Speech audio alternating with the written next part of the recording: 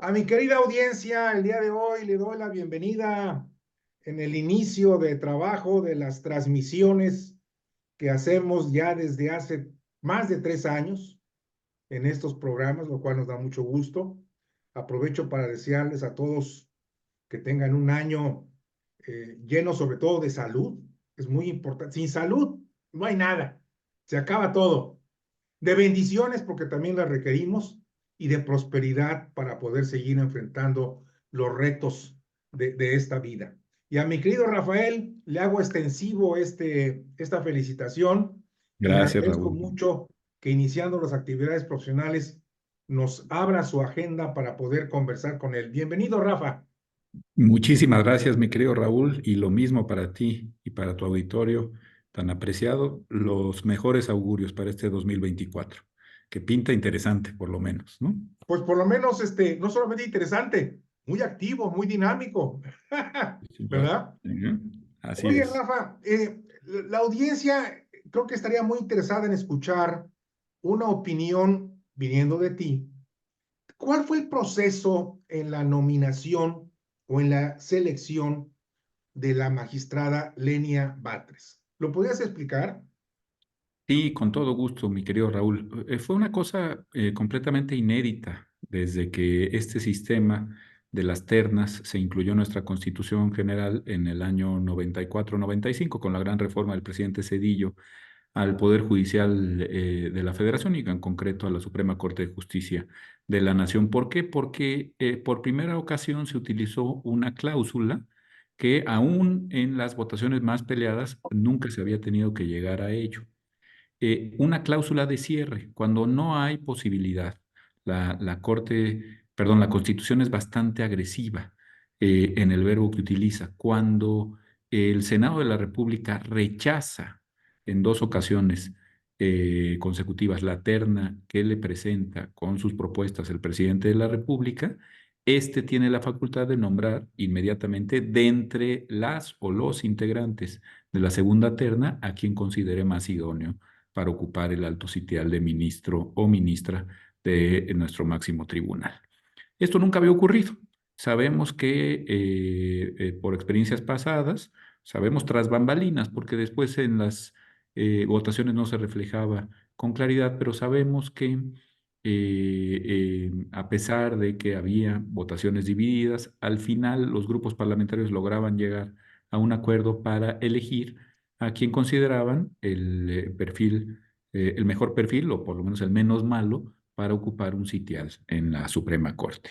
Hay que recordar también que a partir de 1994-95, las ministras y los ministros duran 15 años en su encargo, que no son prorrogables. Entonces, al cumplir los 15 años, salen ipso facto y es necesario que se active este procedimiento. Bueno, para la vacante que dejó quien fuera en su momento ministro presidente de la Corte, Arturo Saldívar.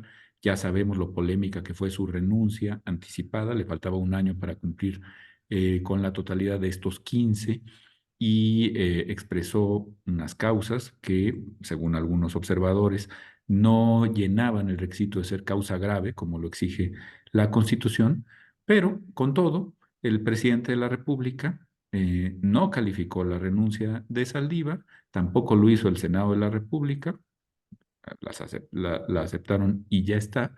Y se detonó, como dice bien el nombre de tu programa, se detonó el mecanismo para elegir a quien debía sustituir al doctor Saldívar.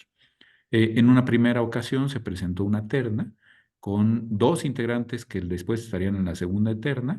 La tercera integrante fue la consejera jurídica de la presidencia, lo cual era pues discutible por lo menos porque pues tiene rango de secretaria de Estado y la Constitución prohíbe que se presenten secretarios de Estado a estas ternas hasta en tanto no se cumplan, me parece que 6 meses desde su separación, no era el Así es. caso de doña Estela, y en la segunda terna ya no aparece ella, es sustituida por una jurista que en su momento fue visitadora de la Comisión Nacional de los Derechos Humanos y que ahora era la titular de Asuntos Jurídicos, es la titular de Asuntos Jurídicos en la Secretaría de Cultura, la jurista Heréndira Cruz Villegas, y las otras dos que repetían, pues eran la favorita, para quedar como ministra, que obtuvo la mayor cantidad de votos en la primera vuelta, digamos, con la primera terna, que es Berta Alcalde Luján, hermana de la secretaria de Gobernación, hija de dos juristas muy relevantes en la conformación del Movimiento de Renovación Nacional, como son Arturo Alcalde y Berta Luján. Y en el otro caso, la consejera jurídica adjunta, es decir, que estaba bajo la égida de la consejera jurídica titular de la primera terna, que también es una activista del Morena y que pues tiene lazos familiares con importantes personajes del propio movimiento, por no ir más lejos, con el jefe de gobierno de la Ciudad de México, Martí Batres Guadarrama, pues efectivamente Lenia Batres concursaba, después de haber sacado muy pocos votos en la primera tentativa. De hecho, una primera ronda volvió a sacar pocos votos, aunque un poco más, y ya para la segunda ronda de votación quedaba claro que los dados se habían movido en favor de ella y ya no de alcalde Luján. Obtuvo una votación mayoritaria, pero no calificada, no suficiente para poder acceder al máximo tribunal, y aquí es donde operó esta cláusula de cierre, mi querido Raúl, de la que yo hablaba por primera ocasión en nuestros mecanismos de la transición democrática, porque no hay que olvidar que la renovación de la Corte pues fue un punto de quiebre en nuestro Así es. proceso de transición a la democracia, ¿no? Hoy se quiere olvidar de eso, como si la Corte no hubiera servido para nada, pero hubo una auténtica transición judicial que fue muy importante para la regularidad constitucional. Y aquí fue cuando el presidente de la República dice que de común acuerdo con las dos candidatas que más votos habían sacado, y que el caso fue que Berta Alcalde renunció a integrar el tribunal. Es una jurista muy joven, de amplios alcances, es posible que vuelva a ser nominada en alguna ocasión, y dejó su lugar a la también joven, pero no tanto, Lenia Batres, que había comparecido ante el Senado a decir pues cosas muy cuestionables desde el punto de vista de alguien que pretende ocupar un sitial de juzgadora y más en temas de control de la regularidad constitucional. Pero si te parece, de esto hablamos después, simplemente decir que Claro. el presidente de la República, utilizando su facultad, la designó de manera directa y así fue como se integró a la Suprema Corte. Eh, Diciendo con toda claridad y precisión, fue una movida política magistral del Poder Ejecutivo con el objeto de insertar a un elemento, a una persona ligada no solamente a la ideología de Morena, sino a la misma postura de López Obrador. Creo que para mí ese es el resumen. En esta frase podemos así Clarísimo. completarlo, pero Y creo se que vio venir desde la primera terna. Es más, desde la renuncia del doctor Saldívar se vio venir esto, mi querido Raúl. La oposición, en mi concepto, debió haber calibrado el sí, peligro que se enfrentaba, no lo hizo, no se decantó por evitar el mal mayor, apelando a un mal que podían ver como menor. Yo creo que algunas de las otras candidatas no eran necesariamente un mal, pero en fin, calificativos aparte, pudieron haber cumplido con una negociación que llevara a obtener la mayoría calificada alguna de las otras integrantes de la terna si no lo hicieron. así Y es. bueno, pasó lo que pasó, ¿verdad? El hubiera ya no existe, mi querido Rafael, El hubiera ya no existe, pero se cometen errores pues muy elementales. y que Uno van de a ellos, repercutir posteriormente, ¿verdad? Bueno, me parece que todo empezó con no calificar la renuncia como grave o no grave de Arturo Saldívar, ¿no? Y entonces claro. a partir de ahí se detona un proceso del que ya no tuvieron control, porque carecían de las mayorías para tenerlo. Oye, Rafael, tú que has tenido tanta experiencia y has estado muy cerca de los trabajos en el Poder Judicial, ¿podrías explicarnos, por favor, eh, qué opinión tienes tú de la experiencia de la magistrada Batres en materia constitucional y en materia de análisis a fondo en todas estas materias? Porque debemos de reconocer y aceptar, aunque el presidente no lo haga, de que la Suprema Corte de Justicia de la Nación es parte vital del Estado mexicano. y es parte de los tres poderes de la nación. Claro. No es una institución aislada, no es una institución que cayó ahí nada más de ocurrencia, no, es Ujú. parte del equilibrio del Estado mexicano. ¿Qué Pues opinas? mira, tienes toda la razón. Es más, yo te diría que es la piedra de toque, la piedra angular del equilibrio entre poderes. Y en ese sentido, me parece que las senadoras, los senadores, particularmente los de la oposición, deberían ser mucho más cuidadosos a la hora de analizar perfiles.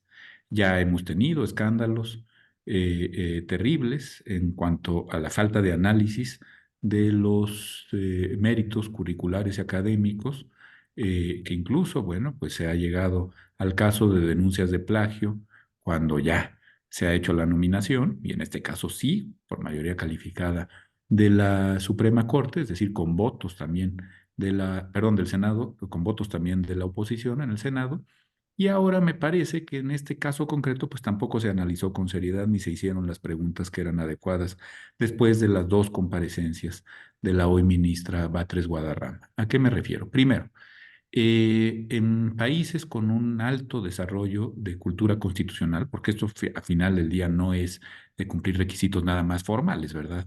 Raúl, contar con un título de licenciado en Derecho, a ver, pues sí, pero hay de títulos a títulos, ¿no? Hay instituciones educativas de mayor y de menor calidad.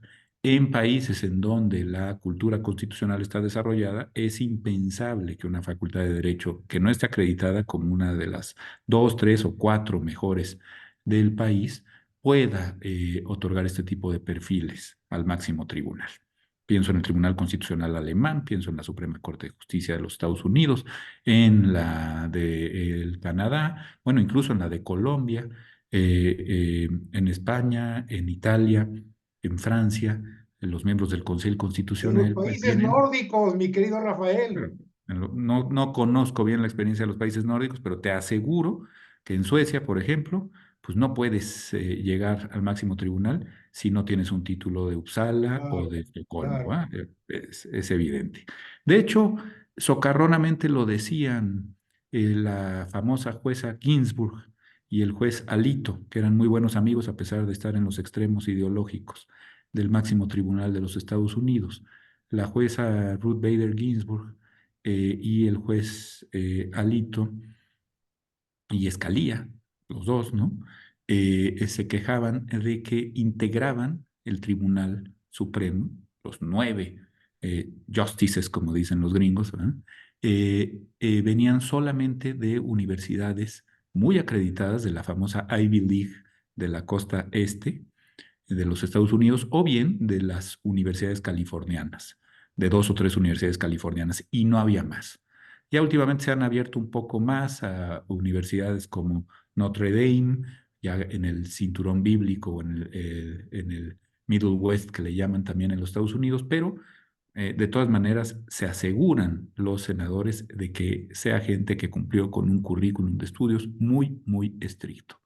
Eh, la ministra Batres Guadarrama, que eh, ha sido calificada como ministra del pueblo y en su admonición ante la Suprema Corte dijo que eso era Ella se para ella un autonombró como orgullo. ministra del pueblo, ¿no? Bueno, dudo un poquito porque antes ya lo había expresado el propio presidente de la República en la mañanera, Ya.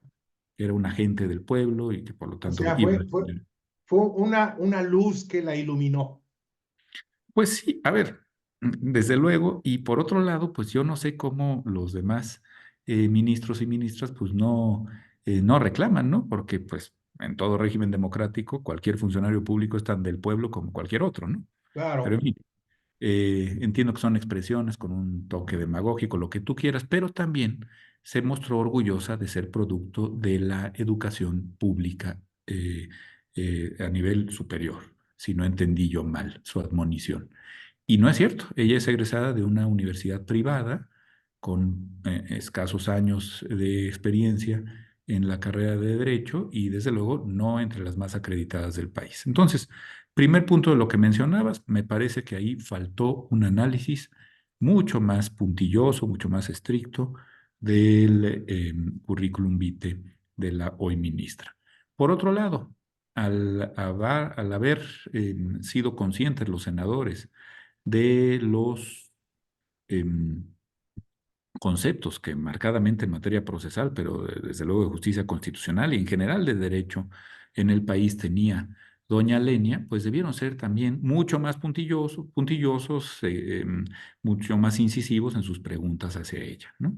Algunas preguntas de técnica jurídica, de técnica legislativa, de técnica jurisprudencial, para que se acreditara no solo su experiencia en la materia, sino también los conocimientos que la podrían haber llevado a tener, como exige la Constitución, un gran reconocimiento como jurista en el país.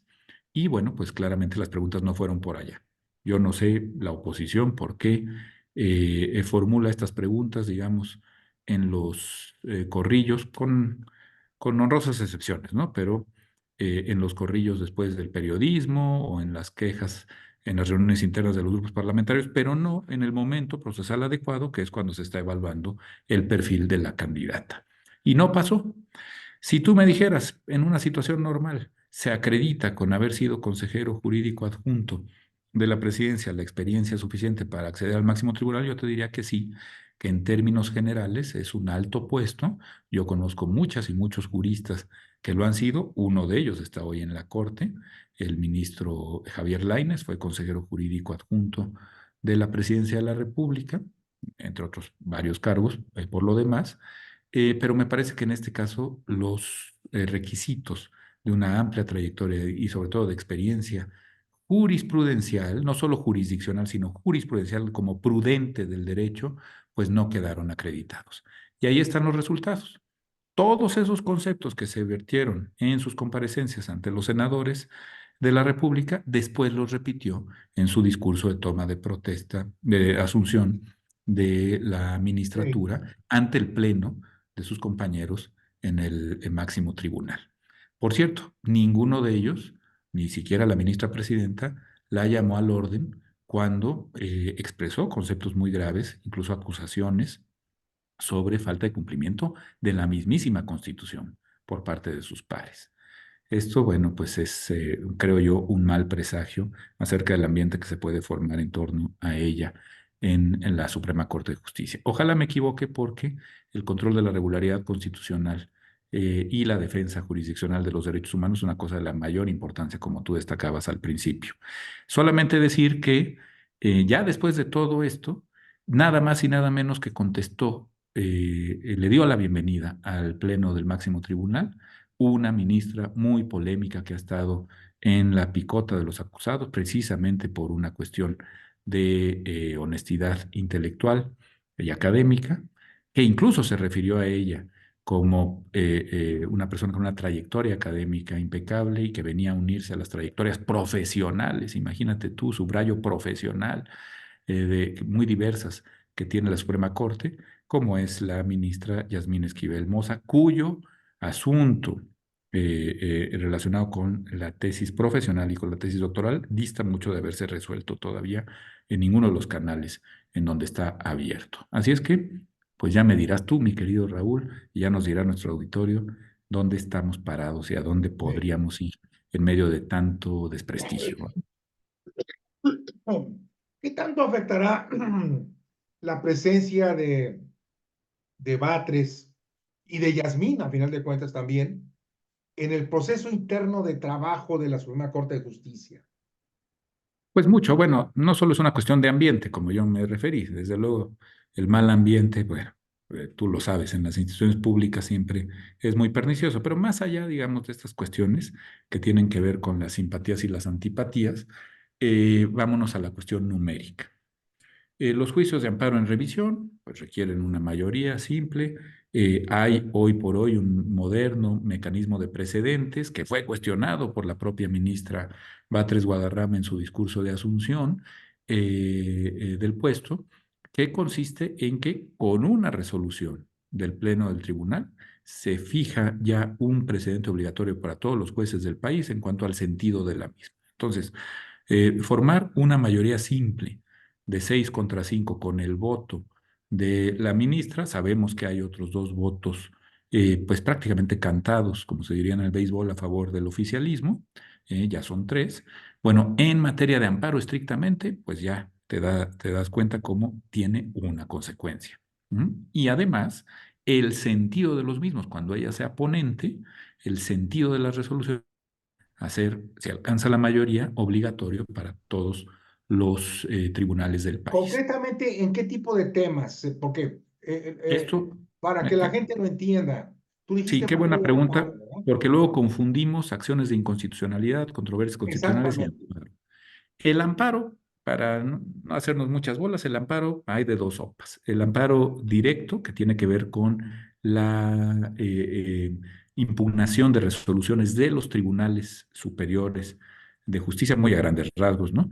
De los estados, es decir, Los las resoluciones colegiados, que en pues. última instancia, no, las resoluciones que en última instancia han dictado en materia civil, en materia penal, en Ah, ok. materia mercantil por los tribunales de los estados.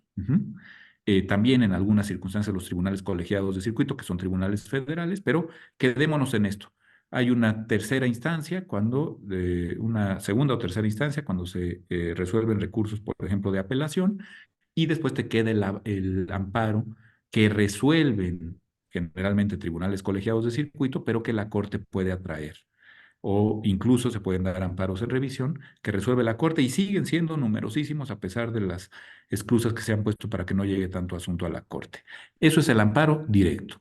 Y luego tenemos el amparo indirecto contra violaciones a los derechos humanos, por ejemplo, una detención arbitraria, por ejemplo, una ejecución extrajudicial, una desaparición forzada de personas. Cosas menos graves, quizá, pero también, ¿no? El desconocimiento de una concesión, de un título de concesión, la realización de una visita domiciliaria ilegal, todo esto se resuelve en amparo indirecto. Y ahí nos damos cuenta cómo no solo los ministros de la Suprema Corte, sino los jueces de distrito, los tribunales colegiados de circuito, en general todo el Poder Judicial de la Federación es importantísimo para estas materias. Un voto en el máximo tribunal es suficiente para que el sentido de una resolución garantista de derechos humanos cambie por completo. Ok. A eso quería yo. Eso es desde el punto de vista del amparo. Ahora vámonos a las mayorías calificadas. Ujú. Hay Ahí es dos instrumentos. 8 de 11, ¿verdad? Sí, señor. 8 de 11. Ujú. A partir de la reforma también de 94-95, se potenció la figura de la controversia constitucional y se creó la figura de la acción de inconstitucionalidad. A grandes rasgos esto sirve para impugnar, en el caso de las acciones de inconstitucionalidad, normas generales, leyes, decretos, reglamentos que puedan ir en contra de los principios que informan a la Constitución General de la República, Raúl. Bueno, para declarar los expulsados a estas normas, decretos, reglamentos por inconstitucionales, expulsarlas del sistema de fuentes legales, se requiere mayoría calificada de 8 votos en el tribunal pleno. Bueno, pues si hoy tiene 3 votos el oficialismo ya seguros, pues te darás cuenta que le costará muy poco trabajo obtener un cuarto voto y por lo tanto, ya sea que prevalezca la determinación inconstitucional que dicte o el presidente de la República o algún gobernador de un estado, oficialista desde luego, o bien el Congreso de la Unión, lo que tú quieras, gustes y mandes, se puede permanecer a pesar de su patente inconstitucionalidad, podría permanecer en nuestro sistema de fuentes porque habría una minoría impidente de 4 votos que impediría la declaración de inconstitucionalidad con efectos generales. Eso en cuanto a la acción de inconstitucionalidad, la ¿Quién- controversia ¿Quiénes podrían constitucional. ser los candidatos a ocupar ese cuarto puesto, ese cuarto voto? Bueno, a ver, va a salir antes de que termine el presidente López Obrador, así, al mismo tiempo, antes de que termine esta administración, habrá un nuevo sitial disponible, el del ministro Luis María Aguilar Morales, que también fue presidente en su momento de la Suprema Corte, también un hombre polémico, eh, eh, va a cumplir sus 15 años de servicio y entonces quedará un lugar, ¿Cuándo? si no ¿Qué es que fecha otras es? renuncias, ¿no? ¿Qué fecha sería? Mándeme, antes de octubre del año, de este año, ¿no? Me parece que termina. Entonces, si esto es así, pues la presidenta probablemente ya electa y el presidente que saldrá, el presidente López Obrador, pueden ponerse de acuerdo. Así ha ocurrido en los tránsitos entre Fox y Calderón, entre Calderón y, y este señor Peña Nieto, ¿no? Entonces, Eh, Se ponen de acuerdo para el nombrar algo punto que de no resulte quiebre, incómodo a la nueva el administración. punto de quiebre se va a dar en octubre, o sí, posiblemente, con la finalización de la presencia de Luz María Aguilar. Luis, Luis María Aguilar. Ujú, sí. así es, ¿verdad? Luz María Aguilar, el bodoguito adorado, ¿te acuerdas? Sí. En Y Hogar Dulce todavía, Hogar. bueno, si mal no me acuerdo, López Obrador entrega la banda En octubre, presidencial ¿no? el 1 de octubre. Por eso dudé un poquito. Yo pensaría que termina precisamente en septiembre, digamos el mismo día, en octubre, en que concluye López Obrador, porque entiendo que todavía puede nombrar al sucesor, ¿no? Ok, Es raro porque generalmente las vacantes se presentan en diciembre, pero ya ves que ahora cambió y el nuevo presidente sí. no entra en funciones en diciembre, sino en octubre, ¿no? La nueva presidenta muy probablemente. Bueno, el caso Entonces, es que el riesgo no solamente es la presidencia de la República, es el ujú, Congreso, y en este caso si la ya Cámara de tiene, Senadores. si para entonces el oficialismo, conforme al Plan C, tiene mayoría calificada en el Senado de la República, es decir, noventa y tantos votos de los 128, pues ya podrá nombrar prácticamente a quien se quiera, siempre que cumpla con los requisitos y a veces ni cumpliendo con los requisitos, como ya hemos visto. Pero además hay la idea de reformar la Constitución General de la República para que los ministros y en general los jueces del país, incluyendo magistrados de circuito, sean electos por el voto popular. Ujú. Como ocurría con la Constitución del 57, que fue un desastre de sistema, porque sometes a la opinión pública y a la opinión partidizada en nombramientos que tienen que estar más allá de las mayorías coyunturales, desde luego partidistas, pero en general electorales del país.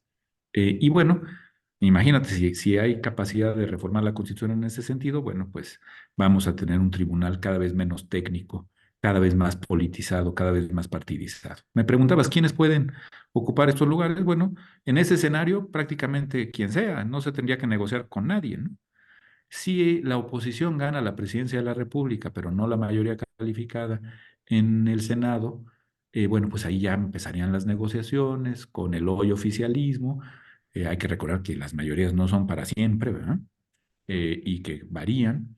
En todo caso, lo que sería deseable es alguien que tenga mucha conciencia de lo importante que es el control de la regularidad constitucional, vía acciones de inconstitucionalidad, vía controversias constitucionales, vía amparo, y que no volvamos a escuchar admoniciones como la de la ministra Batres Guadarrama en el sentido de que hay invasión de poderes porque la Suprema Corte se atreve a determinar que es inconstitucional tal o cual decisión del legislativo, ¿verdad?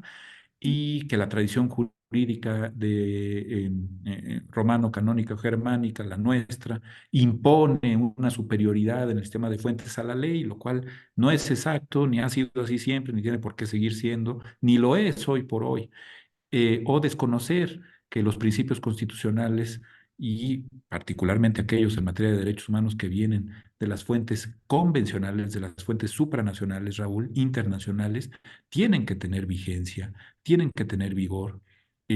Quejarse también, como lo hizo ante el Pleno de sus colegas, de que hay complacencia frente a los criminales con resoluciones judiciales y que esto debe parar, en particular respecto del informe policial homologado, pues todo esto es muy peligroso porque quiere decir que nos estamos alejando de una visión garantista, plural y cosa curiosa y paradójica, pues no decía el presidente de la República que nombró a la ministra del Pueblo que no le salieran con que la ley es la ley. Pues parece que la ministra Batres Guadarrama está defendiendo a la ley en sí misma, independientemente de su contenido, sin ningún deseo de analizarla técnicamente, sin ningún deseo o interés de analizar si se cumplió con el procedimiento legislativo para su expedición. Incluso lo criticó expresamente. Y luego vino esta crítica terrible acusando a sus colegas de violar el artículo 127 constitucional por no haberse rebajado los emolumentos al nivel inferior en que prescribe la Constitución respecto al presidente de la República.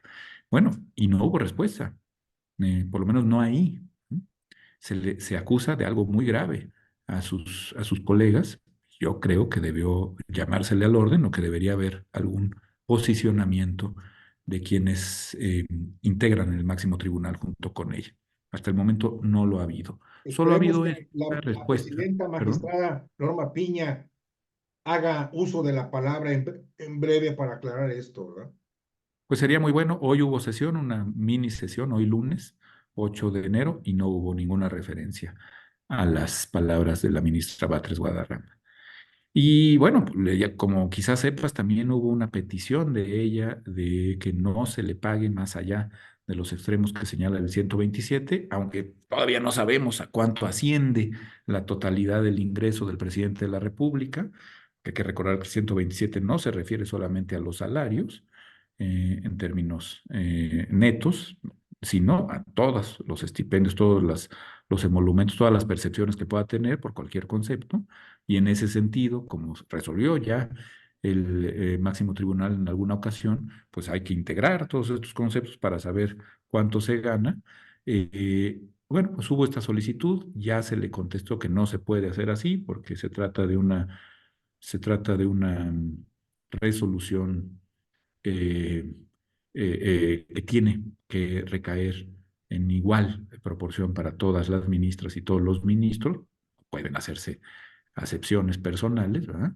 Y por otro lado, el que no se le pudiera brindar la prestación del seguro de gastos médicos mayores con así lo solicitó. Creo que habla bien de ella y de lo coherente que es, porque así habló también en el Senado de la República, en su crítica a este tipo de prestaciones que tienen los ministros, habla bien, creo yo, que haya pedido que no se le incluya dentro de la mutualidad del seguro privado de gastos médicos mayores, pero pues el asunto de que solo se le inscriban en el Instituto de Seguridad Social de los Trabajadores al Servicio del Estado también fue respondido desde la cúpula del Poder Judicial en el sentido de que están homologados a patrones y que por lo tanto los ministros y las ministras no pueden ser inscritos en el ISSSTE. Así es que, mira, pues hay problemas Es por técnicos, hay ley. problemas también en fin, ¿no?